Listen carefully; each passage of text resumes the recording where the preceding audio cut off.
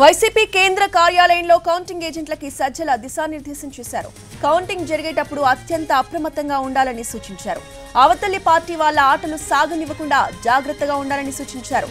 ఖచ్చితంగా మళ్లీ అధికారంలోకి వస్తున్నామన్నారు. జూన్ 9న సీఎం జగన్ ప్రమాణ స్వీకారం ఉంటుందని, అందులో ఎలాంటి అనుమానం అవసరం లేదన్నారు.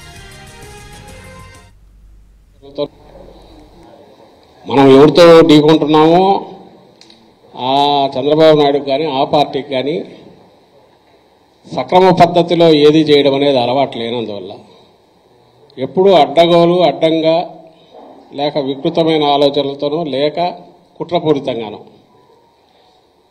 ఏదో ఒకరు అడ్డదారిలో తన పట్టు నిలుపుకోవాలి దేని మీద చూసే వ్యక్తి అయినందువల్ల ఆ పార్టీకి అలాంటి లక్షణం ఉన్నందువల్ల దానికి తోడు ఈసారి ఎన్నికలలో ఎన్నికల కమిషన్ కూడా ఆ ఒత్తిడికి లొంగిందేమో అనిపించే రకంగా దాని చేష్టలు వ్యవహార శైలి గమనిస్తున్నందువల్ల ఎప్పటికప్పుడు మనం చూస్తూనే ఉన్నాం.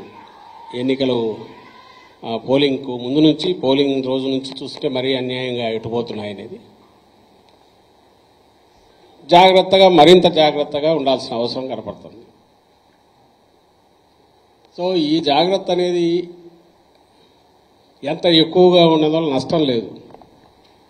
ఏమరపాటుగా ఉండి తర్వాత అరే ఇట్లా చేస్తే బాగుండేది, నేను అట్లా అనుకుంటే బాగుండేది, అరే ఈ రూల్ పొజిషన్ నాకు తెలియదు, అక్కడ కొంచెం గట్టిగా ఫామ్గా నిలబడింటే బాగుండేది అని అనుకోకుండా, అలాగే మీరు జనరల్ ఏజెంట్లు కానీ లేదా అభ్యర్థులు కానీ కౌంటింగ్ ఏజెంట్లు ఇట్లా కాదు కొంచెం గట్టి ఉండి పెడితే బాగుండేది ఇవి అనుకోకుండా ఇప్పుడు టైం ఉంది కాబట్టి ఈ 2 రోజుల్లో పర్ఫెక్ట్గా వీలైనంత వరకు మన టీం నేను ఇంతకుముందు అన్నట్టు ఒక్కటంటే ఒక్క ఓటు కూడా మనకు రావాల్సిన ఓటు అన్యాయంగా రిజెక్షన్ గురి కాకూడదు.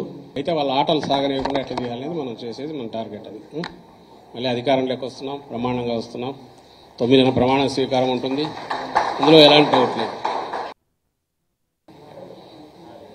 మనం ఎవరితో ఢీకొంటున్నామో ఆ చంద్రబాబు నాయుడు కానీ ఆ పార్టీకి కానీ సక్రమ పద్ధతిలో ఏది చేయడం అనేది అలవాటు లేనందువల్ల